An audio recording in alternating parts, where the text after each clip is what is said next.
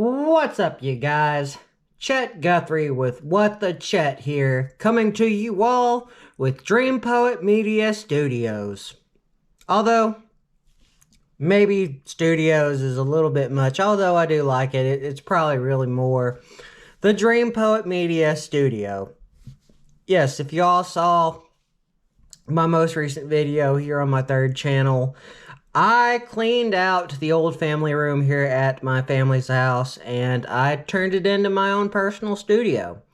And it turned out pretty darn well. But anyway, guys, I thought, since I've done a lot of very interesting things here on What the Chet, I figure I would do something very simple and I would cover a topic that has been on my mind for quite a while. And honestly, if you hear it, y'all probably wonder, well, how does that happen?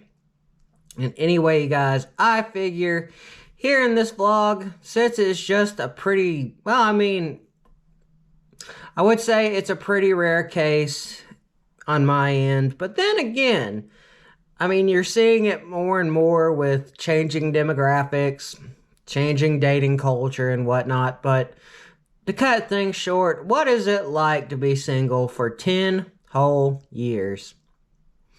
Well, actually, more or less, it's going on 11. The last relationship that I had was back in May of 2013. And I will tell you all, that was not the best relationship in the world. I thought about maybe doing another video, somewhat of a follow-up, to really talk about some crazy dating stories that I've had. But it really goes back to being single for 10 years. Things are gonna get crazy. And as I was saying, it's a fairly rare case, although you do see it more and more with changing culture. People who are in these very long relationships, they're getting out of them and they are staying single.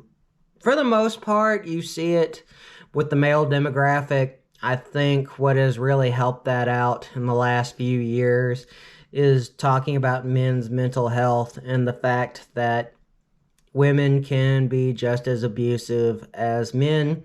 And really, I think men like me are finding that being alone and single and seeking what most of us want, which is peace, is a good thing. But really, for this video today, I feel like I could go on forever and ever about it. But I came up with 11 questions that I think I've gotten the most of in this particular situation that I've been in for a while. And really, I thought, you know what? Maybe it would make some people feel better if they are dealing with the same situation. Don't feel bad. Somebody will come along. Don't listen to what people tell you. But anyway, to get on with the first one, and that first one is, what is it like to be single for so long? Like, what are the different feelings that go on that change with time? And this has changed quite a bit. Back in college, May of 2013, that's when my ex-girlfriend at the time broke up with me. It kind of started out well with, just hurting. That was my first real relationship. Pined over her a lot, and that probably did not help. It was like adding gasoline to the fire. She wasn't interested, I was interested, she was interested, I was no longer interested. And I'm glad that, it did not fizzle out, or it did not go on like some toxic relationships could. But time progressed. I went on to a 4-year university. And I had some very, very weird situations. I guess that's maybe why I want to make another video to this, to talk about some of the crazy things that I have seen some women do that have kind of made me go like, oh, No, no, you're good. You're good. But that's neither here nor there. But around that time, I had a lot of feelings of that were a lot like a roller coaster. I was in a new city. I was in a much larger population. For the majority of my life, I lived in Cleveland, Tennessee, a population of about 34,000. Out of nowhere, I went to a city that had close to 500,000 people living in it. It really changed a lot for me. Um, Around this time, I was really trying to be with someone. I think really when people do try to find someone and they do go on to have a higher education, usually studies say that you'll find somebody in college, or at least that's the statistics on what it says. But didn't really find anyone, and that really hurt me up until the day I graduated. And then I moved on to Florida, and again, major shift. I did get to meet a lot of interesting people, a lot of friends, a lot of people that I still consider family to this day. But I just felt like this really deep seated anger. Like, this was around the time that I started noticing that you would see these women, a lot of potential, a lot of promise, or at least what I saw in my eyes anyway. And they would just turn around and date like these just overall horrible, like, I won't say horrible, maybe the best word would be undesirables. And when I say undesirables, I'm talking about people that, have a drug problem or have an abuse problem. They have a cheat problem. They come from a very broken home, and they don't really have a higher education, and they don't know how to control their anger because they never had a father figure. Why is everyone so fucking stupid? And this led to a lot of deep-seated anger within me. I finished that. And it does mess with you a lot. It does make you question if there's something wrong with you.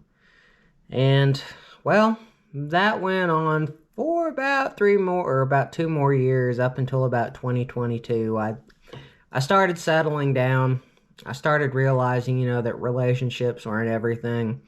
That's when I got like really deep into, well, what I call the YouTube profession, vlogging, Dream Poet, DPM Gaming, or the most recent one that I'm working on right now, What the Chet.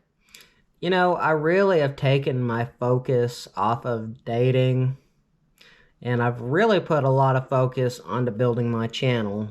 But that's kind of like how, what it's like to be single for 10 years. It's a cluster of emotions, kind of like a roller coaster. It will go up and down, but then there will come a point when you will plateau and you really just don't care. I mean, there's more things to life than trying to find somebody. And I think that's what the realization that I came to about 2 years ago. And I'm really proud that, I'm really proud of what I'm doing, instead of trying to pine for somebody that inevitably probably will not be a satisfactory relationship. But I know that's a pretty long-winded question for my first question that I normally get. The second one is, Chet, how does that happen? Like, how do you wind up single for 10 years? And it kind of goes back to the first question. A lot of experiences have led me to make the choice that I have.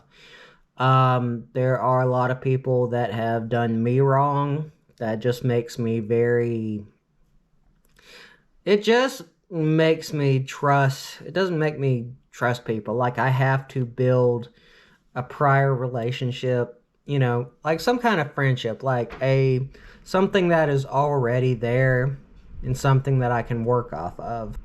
that is how I feel it. Some women have used me, led me on. And I don't want to play the victim here. I'm just kind of telling, because it does happen to a lot of people. But for me, probably this is also a pretty reoccurring thing, within the millennial and Gen Z, and probably even the generation that came before the millennials. I mean, I don't know. It just makes you wonder, like, how much social media and other things play into how relationships are affected in present day. But that's again, that's kind of that's whole psychology right there. You don't really want to get into that. But on to my third question. Doesn't it bother you that you've been single this long? And for a very long time, the answer to that question is yes. But as I said, as I said in the beginning, you plateau, you find other things that make you happy and what you feel like gives you purpose. And this is actually a really good thing that a friend of mine showed me a long time ago. He's still a good friend of mine. He gave me something, and one of the biggest things that I took away from it was live a life with purpose. Live a life that gives you meaning and what drives you. Create your own space, and if you get knocked down, get back up. Do not sit around and pine and whine, because you're not getting anything done and nobody wants to hear it. And I know that's not verbatim what I was told or what I read, but I think that's one of the biggest things that I think about. I found something that gives me purpose, and that is my YouTube channel. Now, probably another one is, Chet, aren't you afraid of dying alone?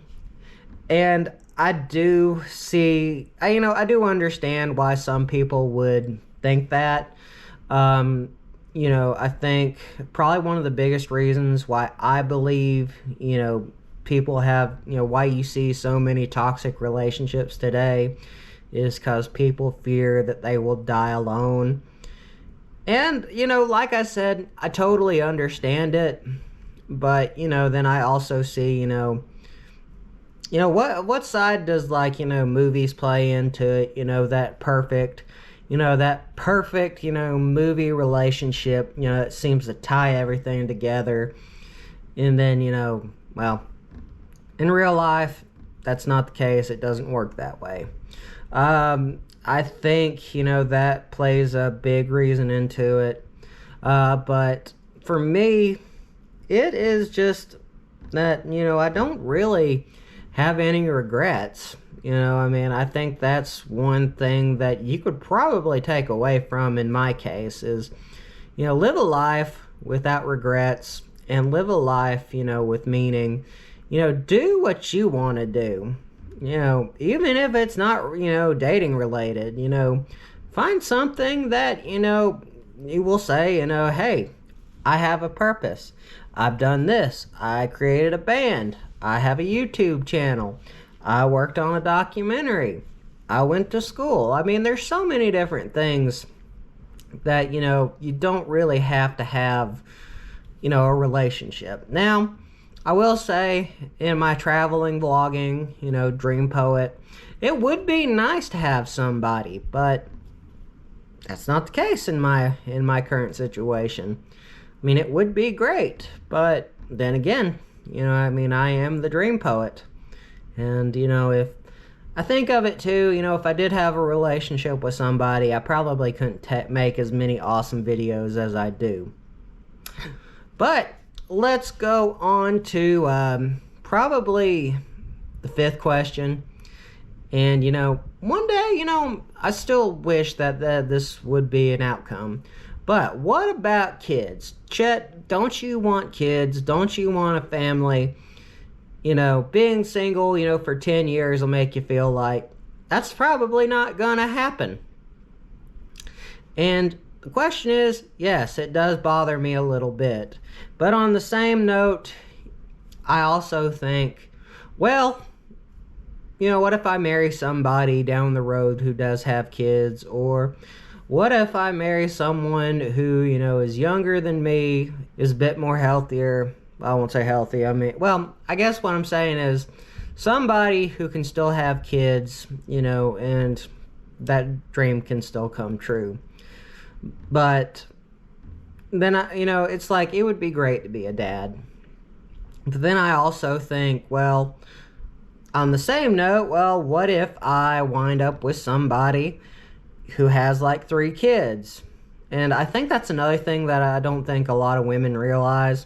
And I've noticed this in quite a bit of like Facebook dating, Plenty of Fish, Bumble. There's another. Oh yeah, and Tinder. I'll see some of these some of these women that say, "Oh, got out of a long marriage. I got 3 kids." And for me, who has been single for as long as I have, I don't think it would be a good idea for me to be a substitute father for 3 for 3 kids that really aren't mine, but I'm expected to take care of them because I have taken the role of the other partner of said party or said woman. When I think about that kind of stuff, there is that, I don't really, that's something that I feel like I would not be qualified for. That's kind of why I'm like, no, you can. I think really if you have that many kids, you shouldn't be on Facebook dating. You should probably be a mother, and take care of your kids. But I know some people would probably say, oh, hang him. But it's just like, just look at the common sense side of it. You have 3 kids or 2 kids, why not be a mom, and focus on being a mom. And if the right man comes along, well, he comes along. But I guess that's really where I stand on that situation. And having said that, well, Chet, don't you want a wife someday? Don't you want to get married?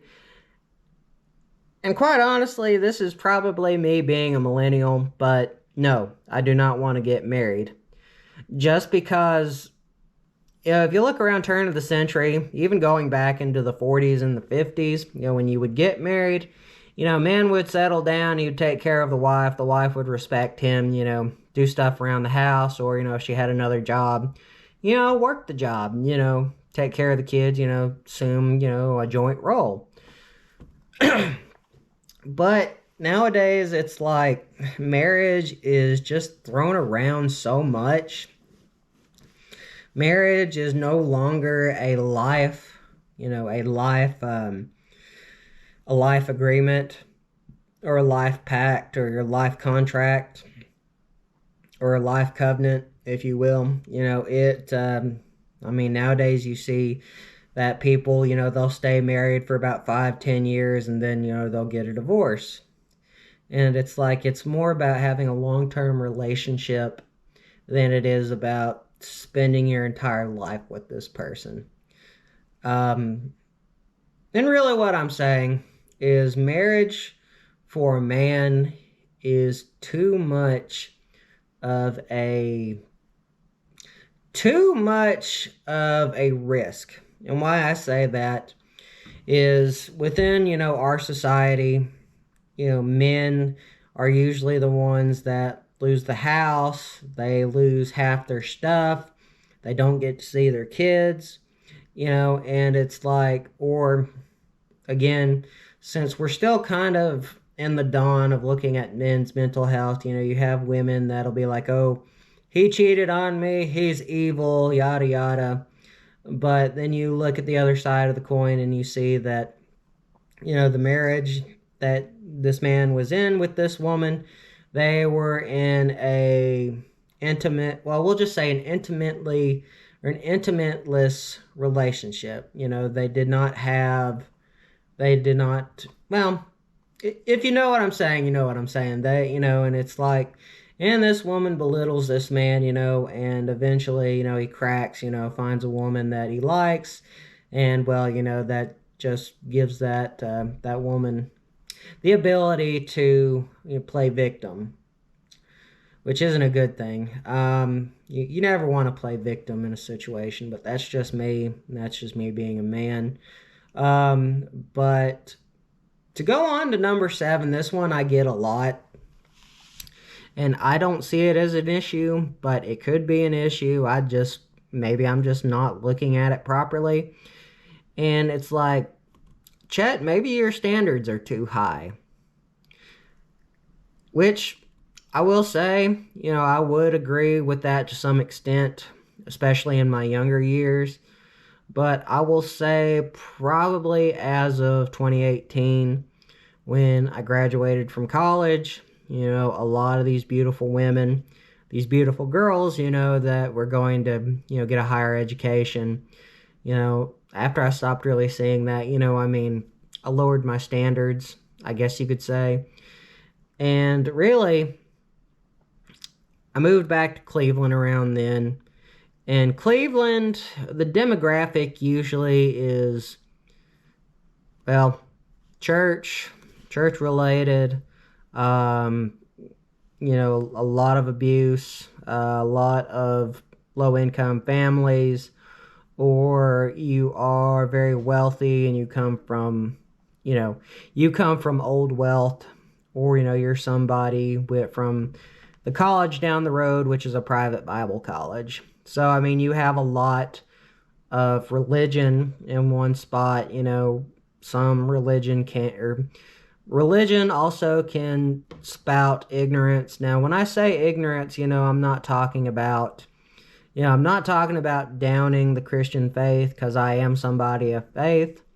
But you get these people that much rather believe in church and not the faith that was built around the man behind it. I guess what I'm saying is, you worship church, but you don't worship Jesus. You much rather tell somebody that they're going to hell and, or treating, abusing somebody, but, the moment that you enter that church building, you're like, oh my goodness, I'm so religious and I'm such a good person.